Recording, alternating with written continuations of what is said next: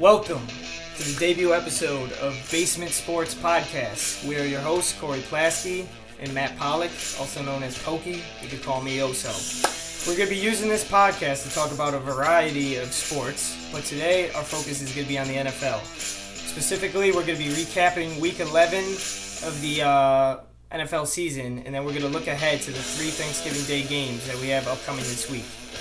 Be sure to subscribe to our YouTube channel down below and follow us on Instagram and Twitter at Basement Sports. So without wasting any more time, let's do it. Let's do it is right. Here we go. Week number 11 is in the books. Let's start with arguably the best division in football.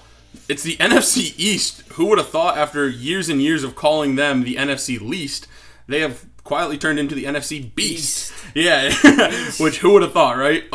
Let's start in the basement, actually, which it's painful to call them the basement. The Washington Commanders. They are 6-5. They've won 5 out of their last 6. Taylor Heineke is that fucking guy, dude. He is so good. Guys should have been starting from week 1. Easily. I'm not even a guy that, I don't hate Carson Wentz. I think he could start for 32 teams in this league, but, Heineke, he gets the job done. The guy wins games, and he's been doing it for 2 years. He's been doing it since he competed his ass off against the Bucs in the playoffs. I mean, credit the Commanders for going to him for the foreseeable future now, because I legitimately think that they can make a run at one of the wild card spots. Oh, yeah. And with him at the helm, I think it might happen. Definitely. He's everything that, you need in a quarterback that isn't a superstar, right? You obviously, exactly. If Patrick Mahomes was just managing games, there's a problem there. But, you look at teams like the 49ers, who we'll get to later, who I'm all in on. Jimmy G is not anything crazy. He's not on the upper essence of quarterbacks as far as, his play with, he's not matching Mahomes and Josh Allen and stuff like that. He's getting the job done for what his team needs. That's exactly what Taylor Heineke is doing. They do enough to win you games, and they rarely... And they're not going to lose you games. They rarely do enough to lose you games, too, and that's what you need. And Carson can't say that. Carson Wentz can't say that. Exactly. This locker room, too, they obviously love Heineke. Oh, yeah. Like we said, the guy's a dog. We saw the video of him on the airplane. The dude made a makeshift cooler out of a trash can. I mean, that's one of the coolest things you could do. He's throwing back Busch Lights. He's got the ice on. Yeah. After every dub, the guy is buying Jordans of the team he beats. That's one of the coldest victory celebrations I've ever heard. Obviously you want to be around a guy like that. Yeah. You're gonna want to play hard, for a guy like that, and that's what we're seeing out of the Commanders. Won 5 out of their last 6, mm-hmm. And the one loss came to the Vikings, who we'll talk a little bit later. Are they one of the better teams in the league or not? We don't know yet. But still, the record is what it is. And that was a game the Commanders should have won. They kind of let it go from them. Yeah. So 5 out of their last 6. They're rolling one of the hottest teams in the league right now. Most of the credit goes to Taylor Heineke. I don't want to leave anybody out. Obviously, Scary Terry McLaurin. Dog. Maybe the most underrated receiver in the league. He's got to be up there.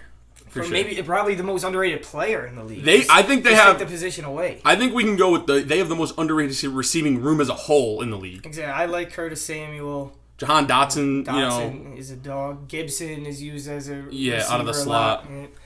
So let's not forget about Brian Robinson too. Yeah, shout out that guy. Shout out.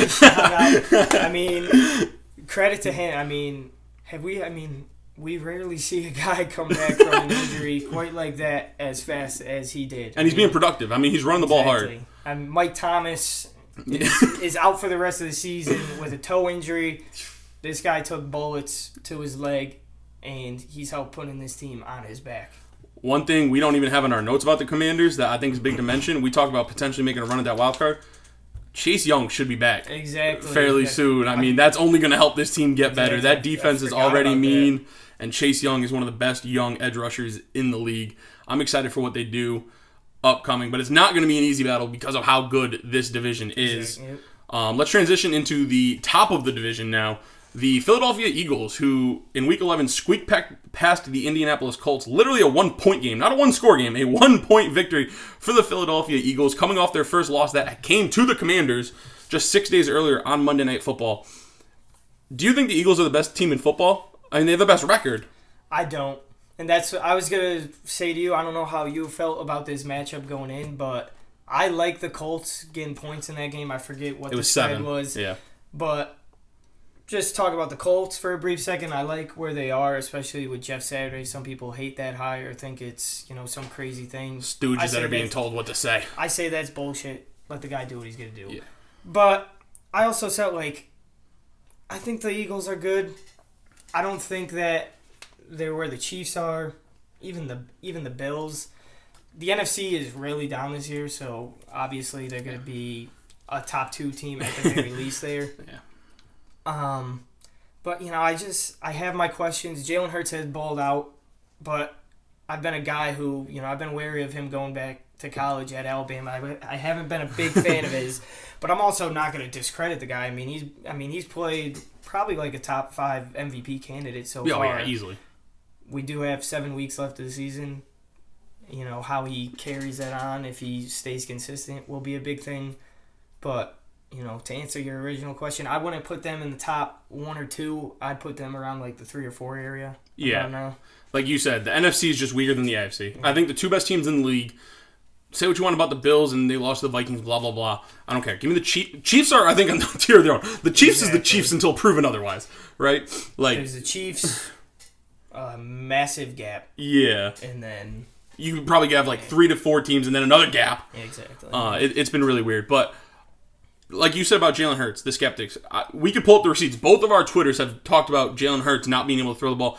And I'm gonna name drop you, bro. Travis, I know you're listening, bro. You've been coming at me. You've been coming at me for the past couple years about how I haven't been on Jalen Hurts like you have been. Obviously, as an Eagles fan, the bias is there. I understand it. This year, I've been with you on the Jalen Hurts hype. I've been there. He's on your fantasy team. He's on all 3 of my fantasy teams. I have him and AJ Brown on all 3 of my fantasy teams. But the last couple weeks, there have been some questionable things done by the Eagles, and it's just like, the Colts, and I understand, I'm with them. Like the Saturday thing, they're better. They're a better team with Jeff Saturday. Jonathan Taylor's figuring things out. That defense was, and that O-line especially, was always going to be better than what it showed early on in the season. Right. But man, I was really, like, for the sake of Eagles fans and stuff like that, I was really hoping that the Eagles were going to come out and like say, hey, we lost, but we are still a top tier team in this league, and they just didn't do that. It's a game that, if you're going to say that they're the best team in the league, that was a game they should have dominated. If you want to be the best team in the league, you got to dominate that game. Yeah. And they just didn't. One thing I will say about the Eagles, too, like, Nick Sirianni is a good coach. I just can't stand that guy. Bro, that guy. I don't know, like, what it is, because, don't get me wrong, I like a coach to have a personality and be out there, and I don't mind him talking shit. Maybe it's just the way he does it. Maybe just because it's Philly. I think that's part of it. I'm not a Philly hater, but that's the thing. I don't claim myself to be a Philly. Like, I'm not a Cowboys fan that absolutely hates Philly. I'm not a Giants fan even that hates. Like, I'm literally a Steelers fan. Like, I get it's the in-state rival. It's not really a rivalry. The Eagles have owned the Steelers for as long as they've been playing, right? Like, it's not even a rivalry. But, like, I'm not known to be a Philly hater. Like, I bet on Joel Embiid a lot. Like, to go, like, stretch it out to all Philly sports. You know what I'm saying? But, yeah, this was a game I really thought they could have dominated if they wanted to prove that they were one of the better teams in the league, and they just didn't do that. So one thing about this team, too, and I think you could say the same thing about the Vikings and with Kirk Cousins, it's one of those things, like, I got to see it to believe it. And I'm not just talking about, 8 weeks. I got to, see it. Win the big game. In the big games, yep. Those, 2-minute drives when you're chasing. I mean, let's not forget, a lot of people were questioning whether Jalen Hurts was the future coming into this year. So yeah. It's not like these questions, just came up or whatever. I mean, there have always been questions about him. And this year, like I said, he's played like an MVP and everything. He's been good. But I got to see it over the 17-game season. And then when he gets into the postseason, when the pressure comes on, you got to see that. And and that's also, it's not an attack at him or no, most definitely not. Like, you could say that about the majority of the guys in the league that aren't named I've Tom been saying Brady. about Lamar Jackson for years. The dude has an MVP under his belt. I've still been calling for Lamar to win a big game. Am I a Lamar hater? I'll be the first to admit it. Yes, I am. Go check out my top 10 most hated athletes at basementsports.wordpress.com, our blog. We have that and more up there. Exactly. I'll be the first to admit I hate Lamar and I hate the Ravens, but where's the big game that Lamar's won? The poop game? That's his biggest game to Nate. Like, if your name's not Tom Brady or Patrick Mahomes, I don't even know if I'd put Rodgers in. You can't. Aaron Rodgers can't be in there. If you're not those two guys, you got to prove it. Exactly. You got to see it from you more consistently. Exactly. And that's why, like, when we do see Brady at some point, hopefully, fucking after this year he's done. Then it's gonna feel like the league is almost wide open with Patrick Mahomes on top, and people are gonna have to dethrone him now. Yeah, for sure. That's the Eagles. Let's go to the Giants. They're definitely the best team in the league. Absolutely. I mean, that team was not supposed to be this good. There was so many Giants fans in the preseason before the year started that were talking about, this team's going to stink. We're going to have a top 5 pick. Are we getting Stroud? Are we getting Young? Will Levis, who shout out CT. Hey, shout out CT, absolutely. I hope the guy kills it. I'm just not big on him. But, I mean, like you said, I thought that this team would be lucky to get 3 or 4 wins. Yeah, they got 7. Credit to them. I mean, one thing about the NFL too, you can make that argument in college. In college football, you want to win games. You want to win games big. Improve your resume and everything. It is tough to win in the NFL. So you take any win you could get, and you just want to get to the dance. So I'm not going to knock the Giants for that. Most definitely. But we're also going to keep it real. If we do our power rankings each week, I'm not going to have them, ahead of other, 7-win teams or, 3-loss teams. There's a lot of 6-win teams. Like, the 49ers have 6 wins. They're better than the Giants. I don't think you would find anybody out there that would say, yeah, I think the Giants are better than the Giants. Yeah, no. I mean, absolutely not. And they played the Lions at home. I respect the Lions. I respect Dan Campbell, the Lions. Man Campbell. MCDC. They compete their asses off for the guys. Yeah. But at the end of the day, I think most people thought that would be a dogfight. It would be a dogfight for 4 quarters, but you got to find a way to win the game if you're the Giants. Not for nothing. It wasn't even a dogfight. They kind of got steamrolled. It was a borderline ass whooping. Yeah. It was 24-6, I think, at some point. Yeah, And... that just... In New York. Exactly. In New York. Defend your home turf. I don't care how bad the turf is, but I'm tisk. But, you gotta defend terrible. it. And they did it. You know what I'm saying? I like what Dable's doing. I do. I think he's the guy for the job. He's probably a top 3 Coach of the Year candidate with the other New York coach, Robert Saleh, and then... maybe a couple other guys you throw in there. Dan Campbell rally off a couple wins more, and he's definitely going to get his name thrown in that hat. I love Motor City Dan Campbell. I love what the Lions are building. The thing with the Giants, too, they're dealing with some injuries. And for sure. That receiver room is brutal. Key areas. And they're on Thanksgiving this week against the Cowboys, who... We'll get to them in one second. Impressive. But, 7 wins... 7 wins is 7 wins. Like you said, winning in the NFL is hard. I'm not going to sit here and talk about... we didn't even mention it with the Eagles. A lot of people are saying how cakewalk of a schedule that is. We didn't mention it. Yeah. We know that winning in the NFL is hard, okay? If it was easy, everyone would be Tom Brady. It's not fucking easy, right? So we're not going to sit here and bash the Giants for their schedule or they've beaten, X, Y, and Z, this and that. But at the end of the day, if you want to be considered one of the best teams, I'm telling you right now, and I'll throw it back even to the Eagles, right? If you take... if you want to consider the Giants a top team or the Eagles a top team, and then, we've said, the Chiefs are the number 1, you give all 3 of them a matchup against the Colts with Jeff Saturday as a second-week head coach, there's one team that goes in there and absolutely cakewalks them, and it's the Kansas City Chiefs. Yeah. That's the difference between Kansas City, the top team in the league, and the rest of these teams trying to be what they are. You know what I'm saying? I'll say this, too, the Giants, 7 wins now, talking about the playoffs. I think 10 wins absolutely gets you into the playoffs in the NFC. 9 wins probably even gets you that. Are you talking about the wild card? 3 wild card spots. Especially because the NFC North, you're going to get 1 team out of. The NFC South, you're getting 1 team out of. The Cardinals look done. The dead. Rams look done. I'm looking over here at some of the teams we got. I think the Bears will compete the rest of the year. At least if Fields is healthy and playing, but they won't be a playoff team. So... 9-10 wins will do it Most for definitely. you. Especially because they have a lot of division games left. If they can take care of their own, they got to play Philly twice more. But that's my point. 7 wins with 7 weeks left to go would sound... You set yourself in a situation. Would sound easy, and I still think that they make the dance, but, they're going to have some work to do. I wouldn't, pencil them in just yet. Yeah. Let me ask you this, too. What's the situation with Daniel Jones... beyond the season, because the guy would need a new contract. You make the playoffs. You gotta give him a contract. I feel like I think he's in that Mitch Trubisky boat, though, where it's like... Because Mitch made the playoffs in Chicago, if I'm not mistaken, at least 1 year. Yeah. Yeah, the double doink. Yeah, yeah. Shout out Big Cat. I know. We all know he's listening. Yeah, right? Nah, so, like... And obviously, Mitch didn't get a contract in Chicago.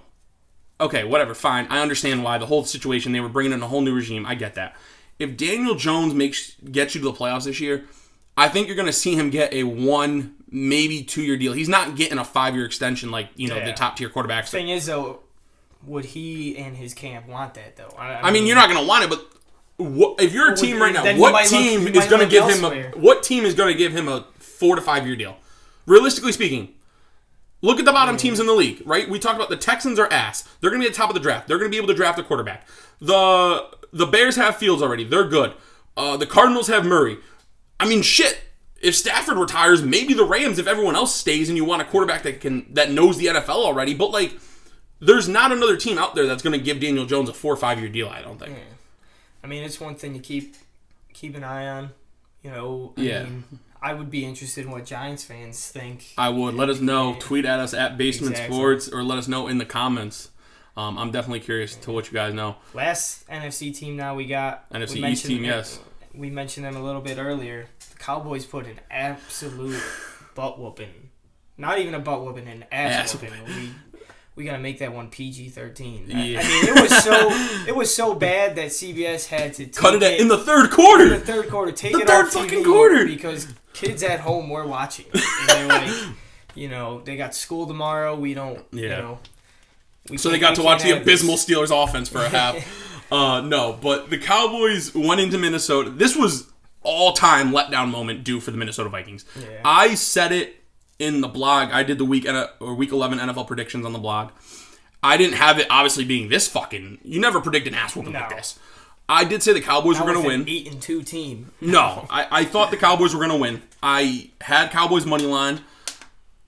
They were due for the letdown, the Vikings. Coming off that win against the Bills in Buffalo. They were due for an absolute letdown spot. I just didn't think it would be like this. Shout out to the Cowboys, okay?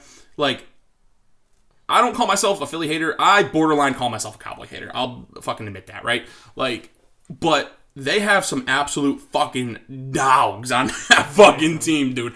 I mean, fucking Zeke and Tony. When they piece it all together, I know that sounds just like a basic thing. Cliche, for sure. But when those dudes piece it together, I mean, that defense is a top 5. Michael Parsons is a fucking animal, dude. I mean, third best defensive player in the league. You're obviously a TJ Watt guy, and I'm a TJ Watt guy. And I put Watt at number 1 just because he's been doing it a lot exactly. longer. Yeah, for sure. But Parsons, dude. Dude, and this is... People are going to look at this. People are going to fucking... I know how people are going to take this. I'm sitting here wearing black and gold. I've admitted I'm a Steelers fan. We've both just said we're TJ Watt guys. Michael Parsons is in his second year in the league. He's the third best defensive player in the league. And I think you can even include all the secondary guys in that. Like, I wanted to see if I maybe threw a corner up there. But no, it's Aaron Donald. Sauce Gardner. Highest rated cornerback on PFF. Yep. Which, fuck them, though. Yeah. I only use PFF when they're fucking helping my argument. But no, it's Aaron Donald, TJ Watt, and Michael Parsons. Like, it's literally those three. Like, you want to order them however the fuck you want, go ahead. You want to talk about this year, like... Donald hasn't had... No, and then Watt was hurt. Standards, and Watt's been injured. So Mike is clear runner for the defensive player of the year, unless... I mean, shit, Aiden Hutchinson's fucking balling out. Him and Sauce for the defensive rookie of the year is going to be awesome. Yeah. I am biased, but at the same time, like, that dude has played, like, the best cornerback in the league. Oh, Sauce has been locked down. But as far as defensive player of the year, I think you got Parsons, and then... Everyone else. Two guys, like, even another one of my guys, Quinn Williams should be in that conversation. Yeah. Matthew Judon should be in that conversation. Matt Judon. Bro, fucking real quick, again. A couple people calling Matthew Judon for TJ Watt's sack record. Let's fucking slow the goddamn roll for a minute there. Let's fucking relax on that one. I hope he don't, because if he does, that would be a good thing for the Patriots, who I just don't think are that good, but they're freaking winning games, man, and they're in the wild card Bill Belichick effect, right?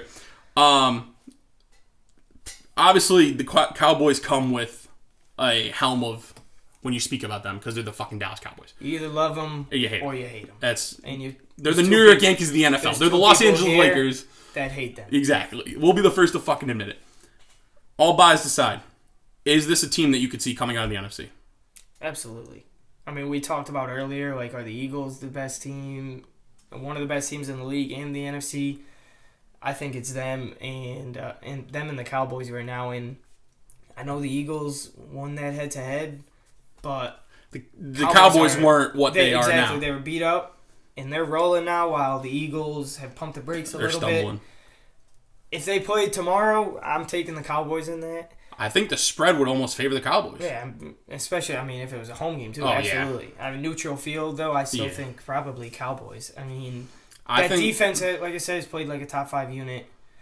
If they could get out of their own way, I like Zeke, but you have to feature Tony Pollard. And if they could get out of their own way and get him more touches, more snaps and everything, I mean, you saw what he could do last week. And that's why he's one of our Dogs of the Week. Guy had 80 rush yards, 109 receiving yards, and 2 touchdowns. I mean, he took over the game. I played against him in fantasy. R.I.P. Absolutely fucked me, man.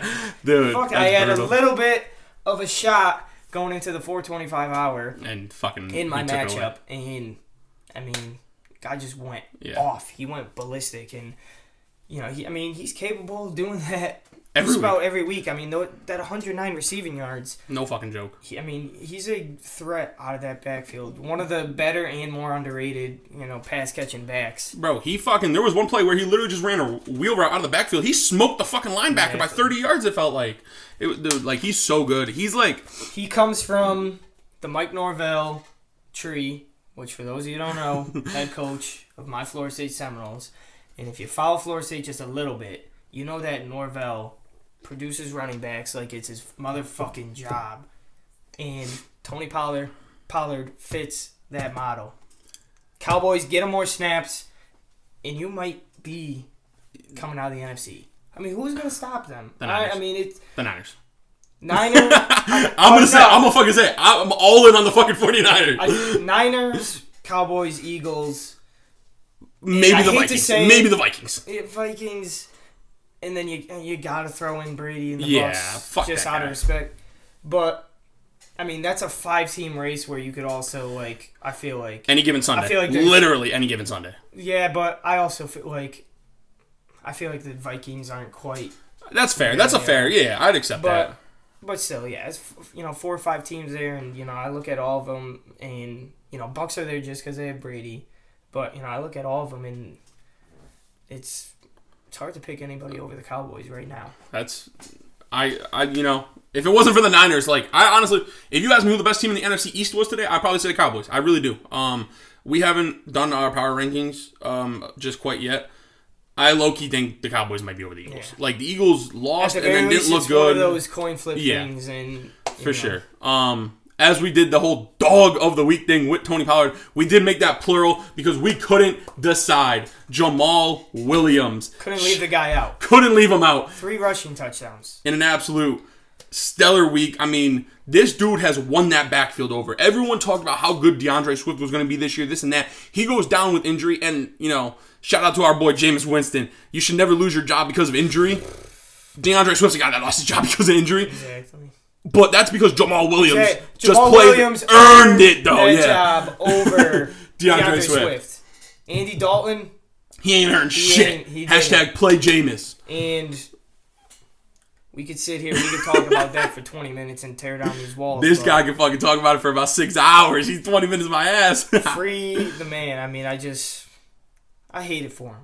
I hate it for him. I'm with you. We're going to keep it real. I want to rant and go ballistic, but at the same time, it's a man that's been through the ringer. Oh, absolutely.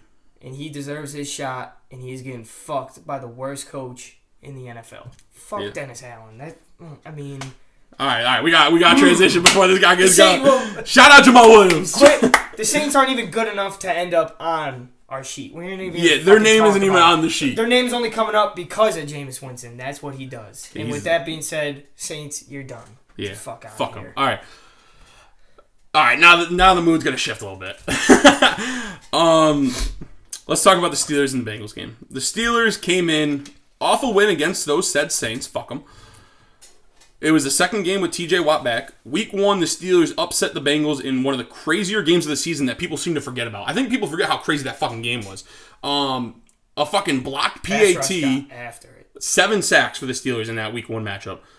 There was a blocked PAT that allowed the game to go to overtime. There was missed field goals in OT. Boswell hit the post. I think Money Mac, Evan McPherson hit the post in overtime. Like, it was a fucking wild game. He missed one by about 40 yards, too. Yeah, I mean, it was fucking wild, that Week 1 game. The Steelers came out victorious in Cincinnati, and I was like, yo, we're winning the fucking goddamn Super Bowl. Like, I was so fired up. Obviously, TJ got hurt, the pec thing. He missed a bunch of time. He got back against the Saints. They win. And then Bengals were coming to town, and I was like, all right, this is a real test. I predicted that they were going to lose. And then I watched the first half, and I said, holy shit, they're going to fucking win. Kenny Pickett looked amazing in the first half. The whole team did. Najee Harris is fucking back, okay? Tell your friends, tell your mother, tell your grandmother. Najee Harris is fucking back, okay? Kenny Pickett looked so comfortable in the first half. The defense was skeptical. I mean, they were giving up a lot of chunk plays. T. Higgins kind of exposed them. Highest paid defense in the league, and fucking defensive-minded Mike Tomlin doesn't know what the fuck to do with them. We got to figure that out, Mike, okay? Let's fucking figure that out.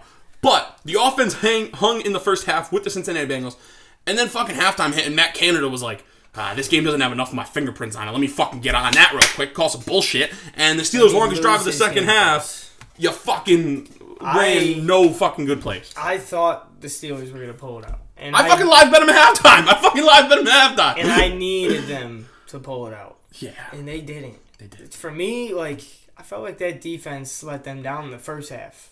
Like, you could argue that, for sure. I mean, Samaje Perine can't fucking dominate you like that. The offense was scoring points. They were moving up and down the field. If the defense showed up a little bit, and what was that? Halftime score was like 20-17, something like that? Yeah, around there. I mean, if they could have went in 20-10, 20-13, the defense could have gotten a couple more stops.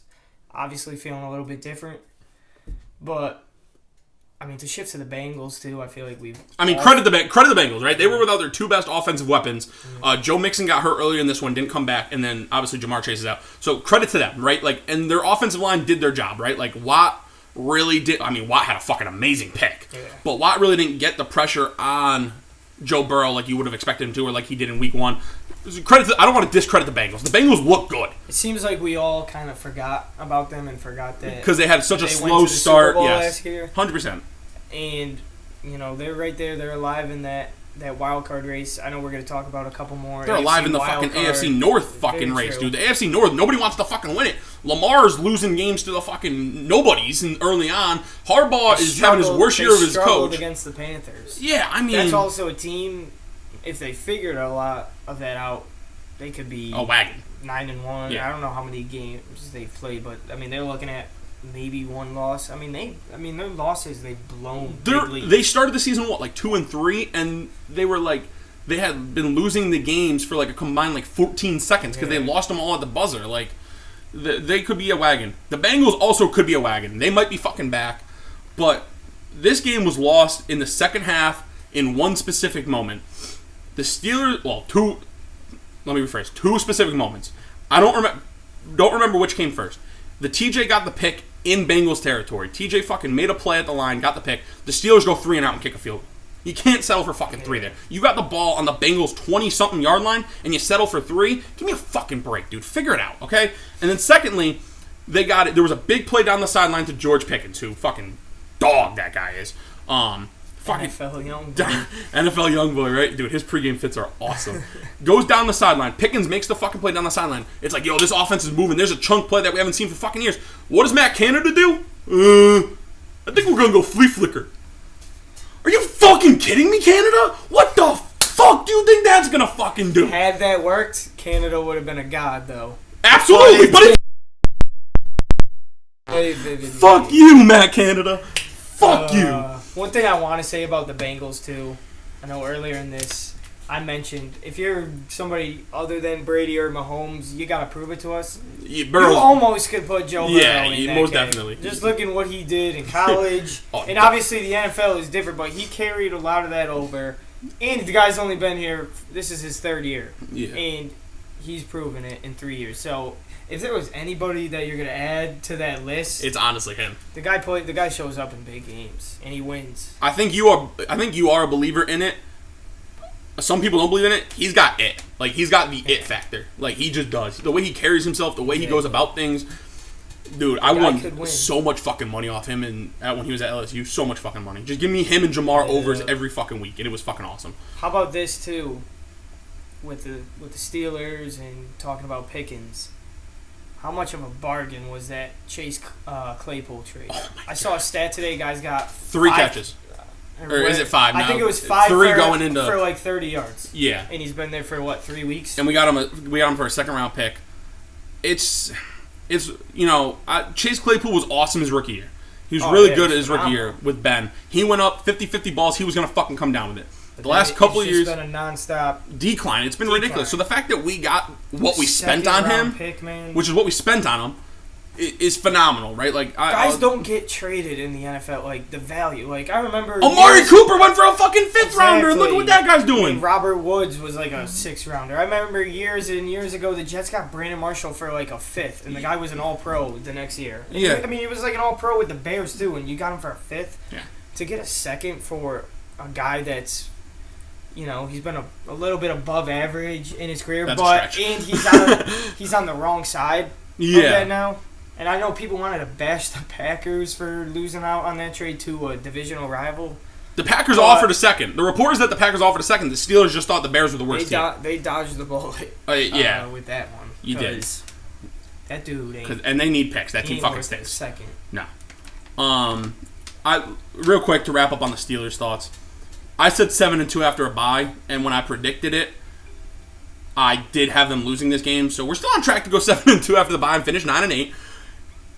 The Colts look better. We get the Colts on Monday night upcoming. I'll be the first. I'm nervous about it. In Indianapolis, Matt Ryan. What a doozy of a Monday night game, man. I mean, it's better than Russell Wilson. All right, listen, though. The way Taylor and Najee are running, it could be a good old-fashioned running back battle. It could be. But it won't be, but it could be. I want to see 2 teams going for, playoff spots. I want Mahomes and Jared Goff, Rams, Chiefs every Monday night. Exactly. That game was fucking awesome. What is the NFL doing? The Sunday night and Monday night schedules should be set for like the first, I'll even give you like 8 weeks. After that, it should be flexing. It should be, Thursday night, abolish Thursday night football. I am all for getting rid of Thursday night football. But at the same time, it's a night of football. What else am I going to do? Anything else? I don't even watch some of them, dude. They're so bad. It's an excuse to lose money on DraftKings and be mother effing the TV and the team and guys that you've never met. That's why you have the action, dude, in the middle of the week. Come on. Well, we got football all 7 days now. I know, dude, but those Thursday night games are But fucking Goodell. what are we doing here? Yeah. We've had enough Russell Wilson on primetime. We've had enough shitty teams on primetime. Start flexing some of these better games. We got to figure it out. Come on. Yeah. All right. Speaking of shitty games. For those of you who don't know, my counterpart here, Corey, is a diehard Jets fan. If I could turn the camera around and show you the Jets memorabilia on the wall, I would. It almost came down. They lose an absolute heartbreaker on Sunday. 10-3 it finished. What a fucking doozy of a game. Talking about Steelers, Colts doozy. 10-3. Punt return. What the fuck? Kick the ball out of bounds, first of all. I'm going to let you do your thing, bro. We would have lost the game regardless of anything, but there was a fucking blatant block in the back. And I'm Listen, real quick. Fucking everyone was like, oh, that wouldn't have mattered. Did you see the fucking wind in that game? Making him kick that field goal was pivotal. But at the same time, the way the Jets' luck is against the Patriots, he was going to fucking kick that shit down the middle. He missed 2 that day, but of course he would make one down the middle.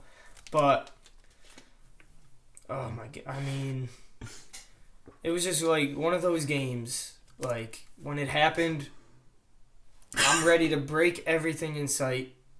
For those who know me, for those who know how I watch sports, you take pride in it. This is one of the biggest things I got going on in my life, and I'm not He's not exaggerating. It literally I'll admit it. Yeah, no, I'm not ashamed to admit it. And especially this year, man. We haven't made the playoffs since the 2010 regular season. Like, I need this. And I tell you what, after that loss, like I said, I'm ready to actually kill someone. First like 5-10 seconds after it happens. We might have to edit that out. I'm snapping.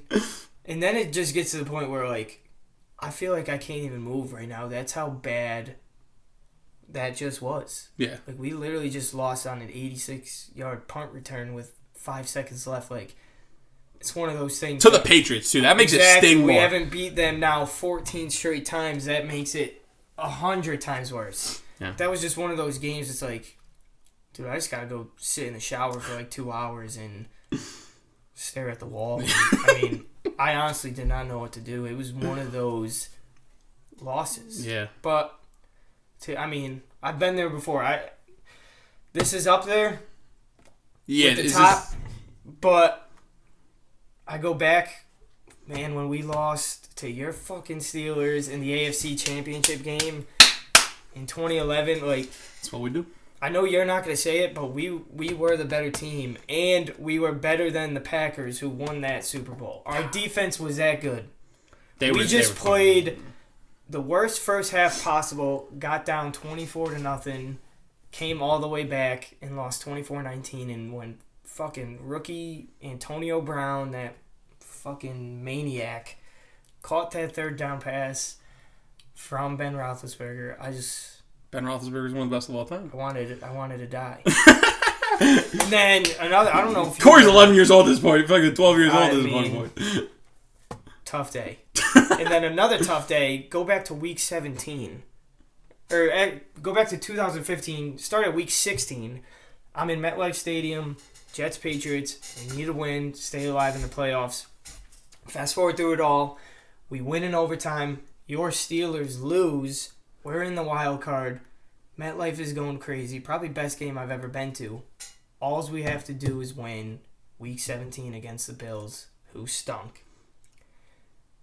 Fast forward to week 17, and my mom, who I love to death, decided to have a family party that day. No way. At no our house. Fucking way. Not just any family party. A family party with people I have never met in my life. So once again, those who know me, I had to sit through that game with people that I didn't know that are family, but I've never met you before, trying to not motherfuck Ryan Fitzpatrick up and down these walls. And I tell you what, that was probably the worst day of my life. That's and awesome. Of course, once again, his fucking Steelers won and made the playoffs. I remember that. I think we beat Cincy. I think that's what it was. I think it was Browns, Cincinnati. because I put my trust that makes sense. I put my trust in Johnny Manziel. That's never good. That was a mistake. It's never good. I've experienced heartbreak. That one was up there. Yeah, for that sure. That one. For sure. It's been... I'm trying to forget about it. That's one, like... The Jets have to, one, make the playoffs this year, and then fucking beat the Patriots at some point for that one to be erased. Because if we don't make if we miss the playoffs by a fucking game because of that... Or even if, like, you and the Pats tie and they have the tiebreaker now. Yeah, it's tough. Painful losses are part of sports, unfortunately. I mean... The one that's... obviously, I watched it... You mentioned it. I watched the Steelers lose the Super Bowl to the Green Bay Packers. Obviously, losing the Super Bowl is never fucking fun. Right? Like, that's never good. I mean, one that really fucking stinks is when the Jags walked into Hines, bent us over, and spread us apart. I mean, Blake fucking Bortles? Seriously? I mean, what the fuck, Tomlin? That team was a wagon, that defense. Fuck that team, dude. Beat the Patriots. There's so many people on that fucking team that I fucking hate because of that one fucking goddamn game, dude. Mike Tomlin did not have the team ready at all. That was Mike Tomlin's worst performance as a head coach of all time. And it's not even fucking close, okay? I have a very love-hate relationship with Mike T, you'll learn. The Jesse James catch on December 17th of 2017. Against the Patriots. It's always the fucking Patriots! Most heartbreaking loss I've ever discussed. If you've never seen the Jesse James catch, go watch it. It was a catch. I don't give a fuck what anyone said. The thing is, the rules changed because of that to make that a catch now. Like, that was for the 1 seed in the AFC. That was for the fucking 1 seed. And we don't fucking get it. Granted, it really wouldn't have mattered. Like, we'd still have to go through fucking, Jacksonville. Like, fucking all that, but... You never know what could happen after it. Fuck that, dude. That fucking hurts, bro. Hey, listen, that Jets game, we're on it. You can't talk about it without talking about Zach Wilson. He lost the Milfson title? Absolutely. The guy lost all my respect. He's lost a lot of Jets respect, Jets fans respect. I mean, listen, being a Jet, I haven't missed too many Jets games over the years. And, I've sat in this basement. I've watched Bryce Petty play. I've watched Luke Falk play. Geno Smith had his bad days. Greg McElroy. I was at MetLife Stadium for Geno Smith's 3-interception first quarter against the Buffalo Bills. I was there for Sam Darnold seeing ghosts. Yeah. I was there 3 weeks ago for Zach Wilson versus the Patriots Part 1. I've seen it all. And I've watched a ton of football of other teams and other quarterbacks. I can honestly say probably the worst quarterback performance I've ever seen. It was bad. Jets offensive coordinator Mike LaFleur didn't have a good game by any stretch of the imagination. But that dude put him, and by him I mean Wilson, in that offense in a position to be successful at times in that game. And that dude just couldn't deliver once. No. To be an NFL quarterback and to miss on screens, to airmail balls to wide open guys, to not pull the trigger on wide open guys for a touchdown. That's unacceptable, isn't even a word to describe it. And, how could you not be out on the guy? If you're Robert Saleh, how could you not pull the plug on the guy? It's one thing to play bad. It's one thing to turn the ball over. But, go back and watch the clips. Go back and watch the film. The guy had Denzel Mims running wide open for a touchdown. A touchdown would have won that game. He says all this as this is sitting over there in the corner, and he was wearing this on Sunday. Throw it in the trash at this point. Let the record show, too, I did not pay for that. I was never a big Zach Wilson fan. Didn't want to draft him. We did, so, I'm going to be a good guy and a good fan. And oh, for sure. I'll not believe in you. Root for you. Root for you and want you to be successful. People I say would that not all have the bought that jersey, and I don't even want to see that jersey. But, getting back to it, the Jets, they have 6 wins with 7 games left. They're trying to make the playoffs. They don't have 2 wins. The season ain't over, and we're just looking for a draft pick. They can't afford to fuck this up. They need somebody that could just go out there and, at the very least, do the simple things. And he can't do that whatsoever. Missing Braxton Berrios on screens. Missing Denzel Mims on screens. The guy hasn't delivered at all. You look at, his best games, played in the NFL. Those are some guys' worst games. We get excited if the guy doesn't turn the ball over. And sure, that's a good thing, but he's not turning the ball over, but he's also throwing for 120 yards and no touchdowns. Guy's played 7 games and he has 4 passing touchdowns. At some point, that becomes a joke and you have to reevaluate the position. And it's not like you have complete winners in the other spots. And I get it, Mike White, he had some extreme highs against the Bengals and some extreme lows, but the guy can manage a game. Joe Flacco, could do a little bit of that too. He's not elite, though. Not elite, but... but he's better than Zach Wilson, which doesn't say much, but he definitely put you guys in a position to win games. It's one thing to play as bad as Wilson did. What he did in that press conference, all jokes aside, was one of the most pathetic things that I've seen from anybody. I mentioned this in my blog, which, go read it, Basement Sports. You can find it on our Twitter page, Instagram It'll be linked down below as well. Exactly. I wrote a huge blog about Zach Wilson. I mentioned, if the dude went out there against the Patriots on Sunday, threw for 300 yards, 2 touchdowns, but he threw a game-losing pick, he should still be taking accountability because that's the thing to do. Yep. But to put up his stat line, how could you look the cameras and the media in the face and do that? But especially, how could you go back into that locker room? And that's why, you have guys liking tweets, too. Exactly. Credit Robert Saleh yesterday for saying basically everything's open because you run a risk of losing the locker room. And, for sure. They're running the risk of playing him and just losing this season with his play. But it would be another thing for this season to be derailed because, this dude is just... he's acting like a bitch. He's acting like a pussy dude. It's what it is. Have some balls and go out there and play good and have a winning mentality. That's a loser's mentality. And we've seen it with other quarterbacks just this year. Josh Allen fucking stood at the podium and said it's hard to fucking win when your quarterback plays like shit, referring to himself. He didn't play good in that Jets game, but he didn't play bad. Yeah, he had 2 rushing touchdowns. He had some bombs. Yeah.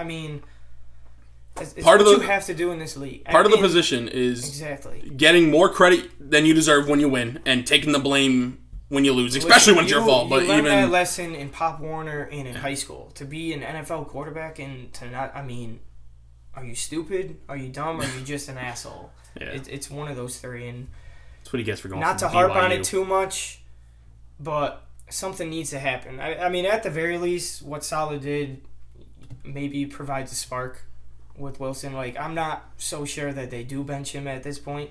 We'll see. But if you ask me for my opinion, what I do want, we will be in MetLife on Sunday. Next week, Sunday against the Bears. I would rather see either number 5 Mike White or whatever fucking number Joe Flacco wears now, 14 maybe. I think it is 14, yeah. I would rather see one of those guys go out under center and try to make it work for this team, because this team is good enough. Yeah, the roster's good. The roster's good enough. The roster's good enough. But to make some noise, because their defense is that good. And it's very similar to what they did in 2009 and 2010 with Mark Sanchez and those Rex Ryan teams. Not only do they have a good defense, they have a good pass rush that could get home with just 4 guys, and they have 2 top 6 or 7 corners in the game in Sauce Gardner and DJ Reed, and that's just an absolute threat to have.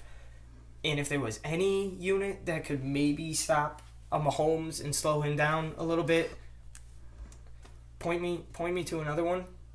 In the AFC, there probably isn't, honestly. Exactly. There really isn't. You mentioned it. Let's transition into that. We get to watch another second-year quarterback who's doing much better than Zach Wilson, and Justin Fields, hopefully. Yeah. Hopefully he's healthy and does play. Shoulder injury. As somebody who doesn't have a dog in this fight in myself, I really hope Fields plays because he's electrifying. He's fun to bet on. I don't know. So the second-year quarterback debate, obviously you have Trey Lance, who we haven't seen dick from because he's been injured.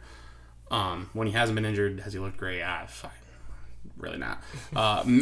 Mac Jones played well last year. Fucking Mac sucks Jones ass this year. Is who I thought he is, and it is who a lot of us thought he is this year. Yeah, he's ass. And it doesn't help having Matt Patricia as your offensive coordinator, but I also don't think he's that good, and you're seeing it. Yeah. Dougie Mills, he's serviceable for what the Texans are doing. That's what I'm going to say. He'll get them through the next 7 games. I'm not going to fucking shit on Dougie like that. And then Trevor Lawrence, who's been showing flashes. I'd like to see a little bit more, admittedly.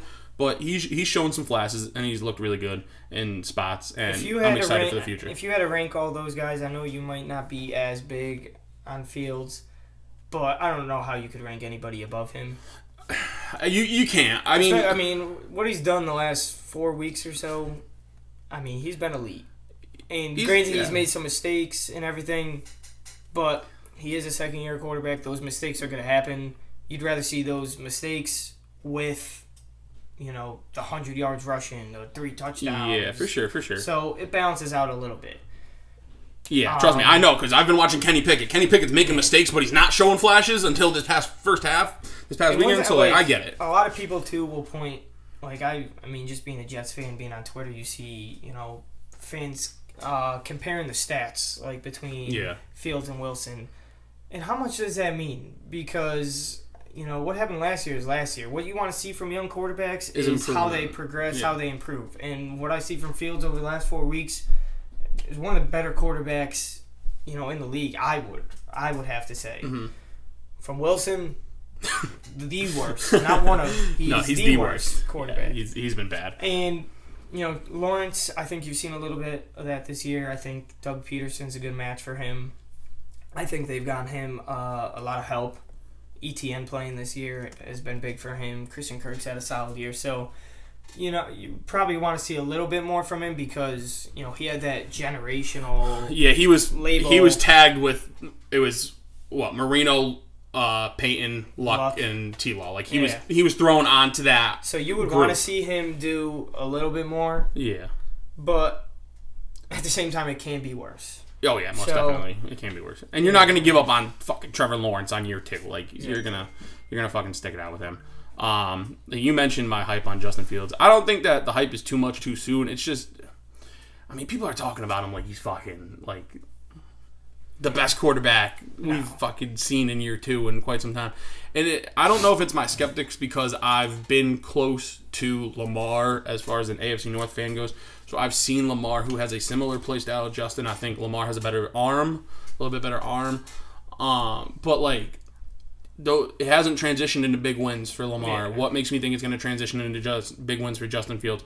And like, I get it, 100%. Justin Fields has shown progression, which is what you want out of a second year anybody, but especially a quarterback.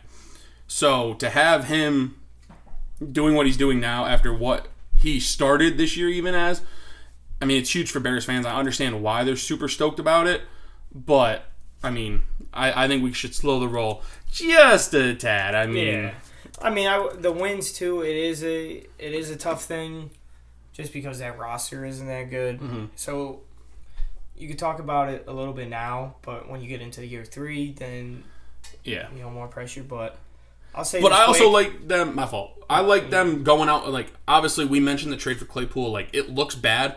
They tried to get him another weapon. Like I like that they're trying to get the team around him. I think they'll build around him pretty well. Yeah. I'll say that I was big on him in college. I wanted the Jets to take him. And I think not that necessarily he'll be like one of those top 5 quarterbacks in the league, but I think he could be a very solid starter. I mean, shit, we've seen Jared Goff, Jimmy Garoppolo playing Super Bowls. You can get to a Super Bowl without a Mahomes, without a Brady, without a Josh Allen. Josh Allen still ain't fucking been there.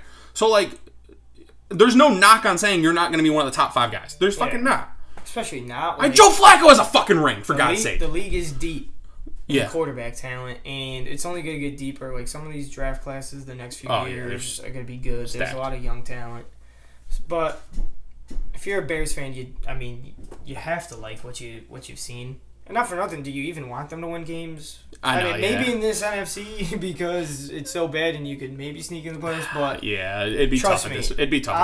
I'm a tank expert. And Corey has spent a lot of time on Tankathon. There's nothing better than the competitive tank. Yes. And it's where you're seeing everything that you want to see from and you're your losing young games talent. by 1 point. You're seeing everything you want to see from your young talent, especially the young quarterback. Mm-hmm. But you're losing the games, which means, hey, we could go out there and get, one of the top players out there. You get Anderson from Alabama and have a legit pass rush next year. Yeah. There's your Khalil Mack replacement. You could go out and get him Smith and Jigba or Johnson from TCU, the wide receiver. Get him some threats like that. Yeah. So we'll see. He's been fun to watch. Hey, don't be too competitive on the tank because, one win can be the difference between Trevor Lawrence and Zach Wilson. I'm just saying. Exactly. All right, let's move on. The Chiefs is the Chiefs. We've mentioned them a little bit before. I don't have to talk about it too much. I don't want to talk too much about their game. I want to talk about the Travis Kelce and Rob Gronkowski debate that's been sparked because of the year that Kelce's having. Kelce is a fucking animal, okay? I drafted Travis Kelce in fantasy. The last 2 years I've drafted him. And this year I took him in our league, 10-man league. I had the 8th overall pick. I took Najee at 8. Don't want to talk about it. And then on the turn, I took Kelce. And people were like, you really taking the tight end that high? Yeah, the fuck I am, okay? Because the fantasy point gap between Travis Kelce, who is tight end 1, to Mark Andrews, who is tight end 2, is larger than the gap between Mark Andrews, tight end 2, and tight end 33. Travis Kelce, if you took away all of Kelce's 11 touchdowns, all of them, he's still tight end 1 by more than 20 points. Wow. Okay, and I get it. Fantasy isn't reality. I mean, it kind of is, but... All right, for sake of an argument, fantasy's not reality. Travis Kelce's fucking elite. Like, literally top 2 tight end of all time. I'll let you debate the Gronk Kelce thing. I'm going to take Kelce, but I'll let you have a debate there. I'm with you. One thing, too, everyone fucking says he has Mahomes. Gronk had Brady. So give me a fucking break. And Kelce played without Mahomes for some years, too. I got it right here. You want it? Travis Kelce, in his career, he had 17 games without Pat Mahomes. 94 catches, 1,100 yards, and 9 touchdowns in those 17 games. 17 games is a regular season, basically. It is now. That's his regular season of 94, 1,163, and 9 tuds. That's pretty fucking good. Granted, Gronk only has 2 games in his career without Tom. Only 2, which is wild, right? 1 catch for 11 yards. Listen, Kelsey's a better athlete, more yards after the catch, especially like relying on his athleticism, just beating people with his speed. I mean, Gronk would just run through people at times. Which isn't a talent in its own right. Like, I'm not taking that away. Exactly. And he's catching touchdowns. He catches a lot more balls. I got all those numbers. Too. You want them? I got them. That just goes to show that we're on the same page because I don't even know the notes that Bogey has. Hey, fuck it. You see what we're throwing. Let's go. Kelsey's played, fucking quick math, 7 less games. All right, 7 less. That's basically nothing. Kelsey has him by fucking over 100 targets. He has over 140 more catches. He has Gronk's 64.7 catch percentage. Kelsey has a 71.2%. In less games. Has more receiving yards by over 500. Gronk had a better yards per reception, 15 to 12.7. Gronk has more touchdowns, 92 to 65. Part of that's situational, and part of that is Tom Brady absolutely has a hard-on for Rob Gronkowski. Yeah. No disrespect for that, because Rob Gronkowski, absolute a dog, okay? So I get that. Kelsey has fucking 50 more first downs. He fucking averages almost a catch and a half more per game, and he averages about 7 more yards per game. Listen, you can't go wrong in the argument, and for a quarterback, it's nice to have that security blanket in the red zone where you're scoring the majority of the time. But at the same time, it's nice where Mahomes could just find where 87 is, get him the ball, and don't worry about run by defenders. He's going to be, he could out-physical them, be more physical than them. He could do it all. Yep. Which, at a point in time, Gronk probably could, but that dude also dealt with a ton of injuries. Most definitely. It looked like the dude couldn't even move his later years in New England, which the age comparison... Kelsey's 34 and doing this still. Like he was younger than probably Kelsey is now when he was starting to decline, at least with his health. And Kelsey shows no sign of slowing down. Exactly. He's an absolute dog. Real quick, let's go around the league. Couple news. Right before we started the recording, Darrell Henderson got cut from the Rams. Really weird, especially with the whole Cam Akers thing that happened this year. First they were out on Akers and just ready to ship him off. Couldn't find a trade partner. For no reason. Now... Is he RB1 again? I don't fucking know. Who knows? He has to be. Now, exactly. Now, they love him, playing him. They should. I mean, he is a Seminole, and, he got my love, but, the guy's got talent. Yeah. Maybe some of this is just because they realize that this ain't their year, and... They want to give Henderson a shot to maybe help a contender. Do that, and, maybe see what they have in Akers. Also, maybe showcase Akers, where they could get better trade value for him. Yeah, they got another back there that's been running a little bit too. Bad on me not knowing the name. Rookie. Yeah. That popped up on my phone earlier, but... Yeah, who knows where the fuck it is. I think the bigger news of the day is Sam Darnold named QB1 in Carolina going forward, which...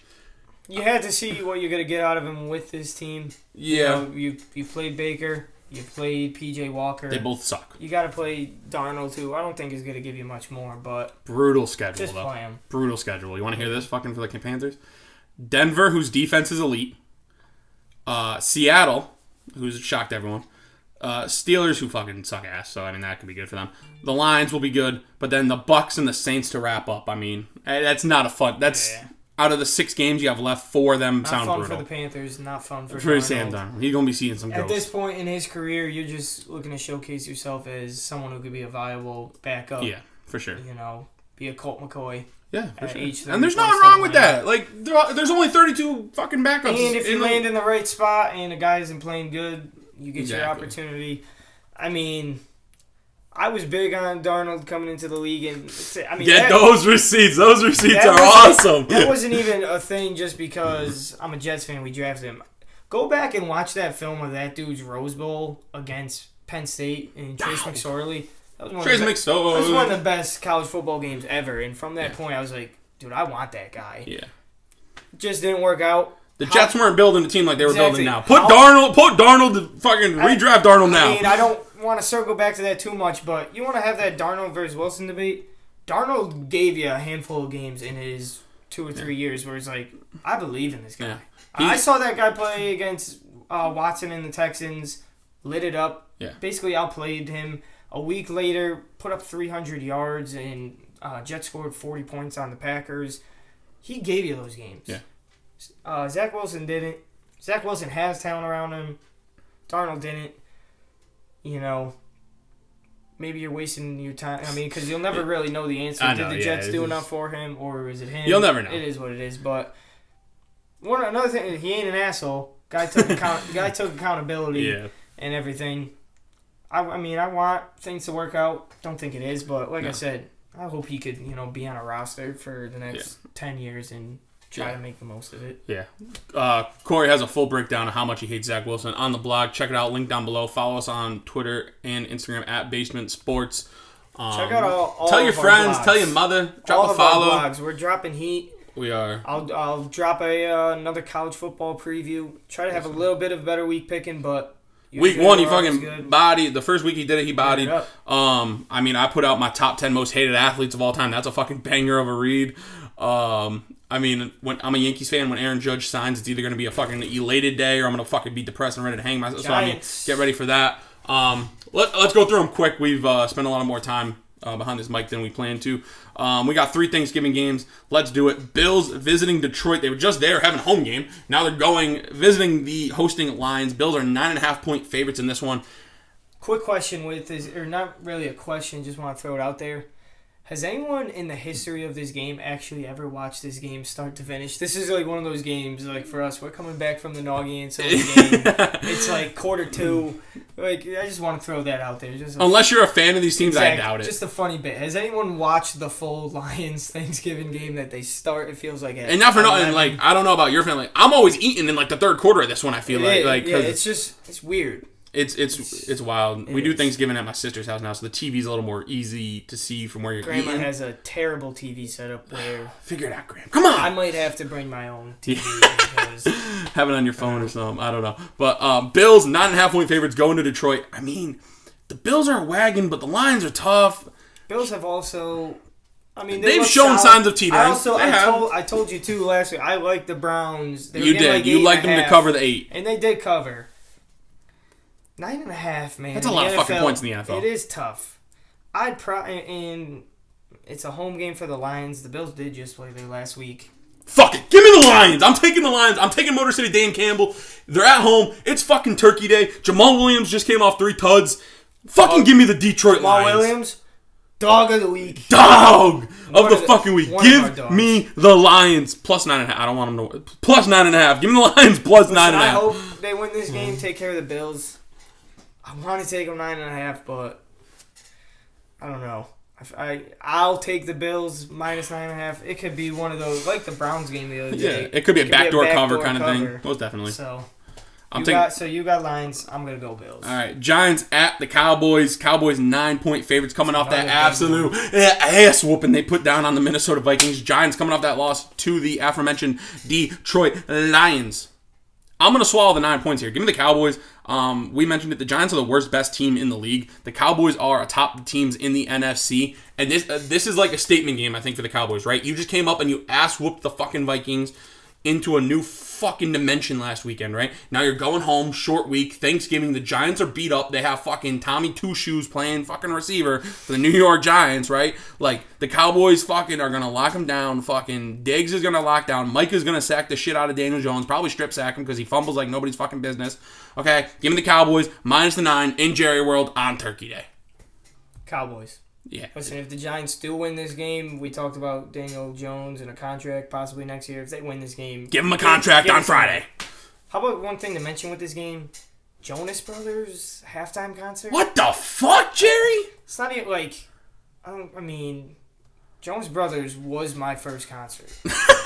Which is wild. For anyone that knows Corey and how much he loves and appreciates music, that is a wild first concert. There's a lot of context that goes with that story, but just know, Jonas Brothers were my first concert. So, like, and I'm not going to, hate on them. Yeah, but Jerry. We're talking about a venue that has had Creed on Thanksgiving. I mean, it's one of the most iconic moments in music history. Be better, Jerry. And 20 years later, we got Jonas Brothers, man. Figure it out. We could do better. We could do better. Be better. Yes, Jerry.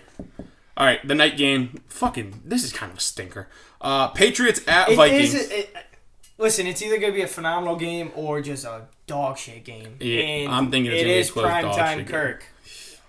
Patriots getting 2.5 in Minnesota. Vikings obviously got bent over last week. The Patriots are coming off that fucking... We don't have to say it. You know what they're coming off of. Vikings minus 2.5 here. I want to take the Vikings. I want to take Kirk Cousins in primetime.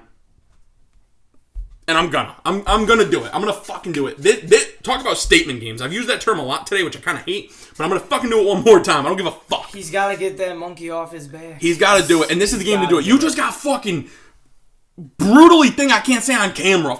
Fucking God, the Cowboys just stomped you. Come out and make a statement against the Patriots. Do what they did to you to that. Like, fucking beat the shit out of the Patriots. They fucking suck. Exactly. I mean, they're 6-4. They're finding ways to win games, but they are... Their offense is fucking horrendous. Their defense is good.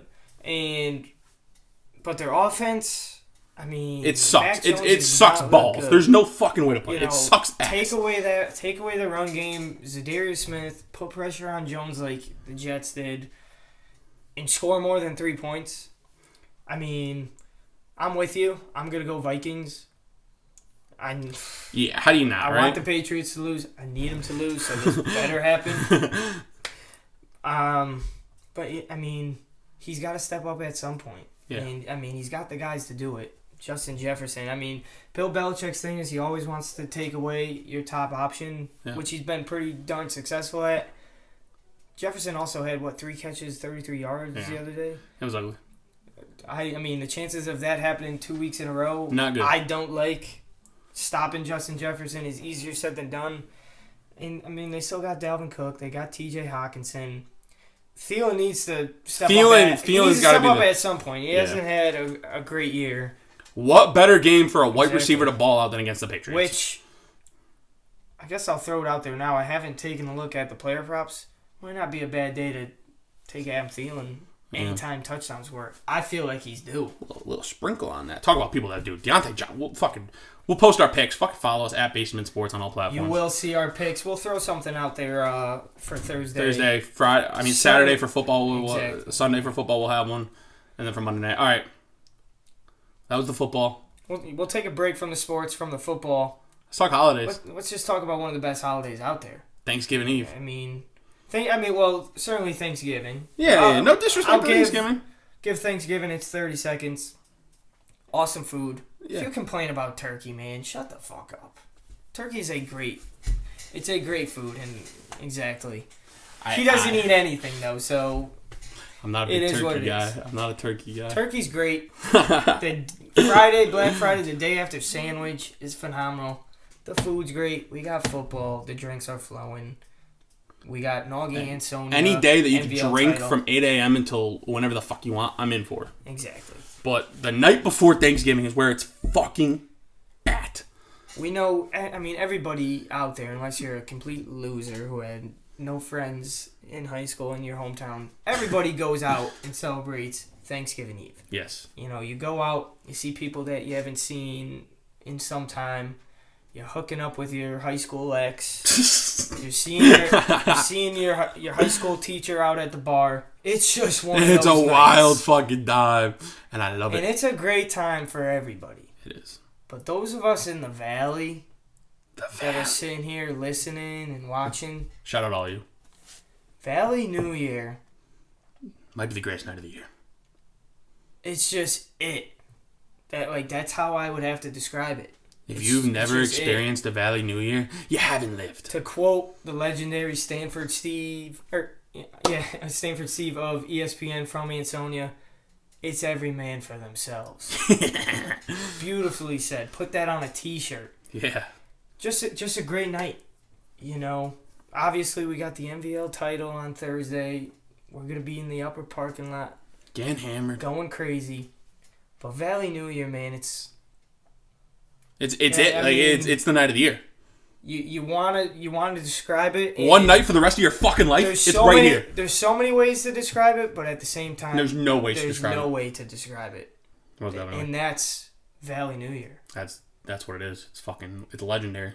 We'll see you down at 66. We'll see you down at Tux. We'll see you at Dewdrop Inn in Derby. We're hitting everywhere in the Valley because that's what we do. We have Valley love, Valley respect, but most importantly, Valley grit. Yes. That's why we're different. We're from built all of you fucking out there. different. to my friends down in North Carolina, down in Florida, whoever's listening, enjoy your holiday. Just know you're not going to enjoy it as much as we do. Have yourselves a good Valley New Year. Every man for himself. Let the drinks flow. Absolutely. Corey got a deal going on if you find him on Thanksgiving, too. Exactly. Our first promo. Let's fucking go. Are we a real show? You're going to see us Thanksgiving. You're going to see us bright and early at Kegs and Eggs. And you're going to see us in the upper parking lot of the Naugatuck and Sonia game. And listen, we're starting this thing up. We're trying to get followers. We're trying to put ourselves out there and build up our brand. So I'm telling all of you out there, if you show us, myself or my buddy Pokey over here, that you have followed our accounts on social media at Basement Sports. Follow us on Instagram, on Twitter, on YouTube, on TikTok. Follow our blog. If you do that and you show us that you did that, we're going to hook you up with a shot of the national drink of Thanksgiving, which we like to call here in the Valley, brandy. A little shot of blackberry flavored brandy for you if you show us on your phone that you followed us. Let's fucking go. We're going to hook you up with that. We want to take care of you while you help take care of us. Let's have a fucking great holiday. Poke, I told you, I left work today. I haven't been this hyped in a while because I knew I didn't have to go to fucking work until next Monday. Let's fucking go. The vibes are high. When the clock strikes midnight tonight, it's Bender time. It's going to get rowdy. It's going to get fucking rowdy. Let's fucking have ourselves a week, everybody. Episode 1 officially in the books. We cannot thank you all enough. If you've stuck around to the very, very end, you're a fucking real one, bro. I love you. I love you. I love you. I can't say that enough. Episode 1 in the books. Be sure to subscribe. Corey said it. Follow us on Twitter, IG, at Basedment Sports, fucking TikTok. We're going to have fucking content from the fucking Jets game. Hopefully it's not fucking pissing out on Sunday. Even if it is, we'll be there. We're fucking there, in there like swimwear. We're bringing the content 24/7. Be there to witness it with us. Show us your love, and we're going to show it back. Let's fucking do it. Drop a like, subscribe down below. For Corey Plasky, I'm Matt Polik. Thank you for listening. Enjoy Thanksgiving, everyone.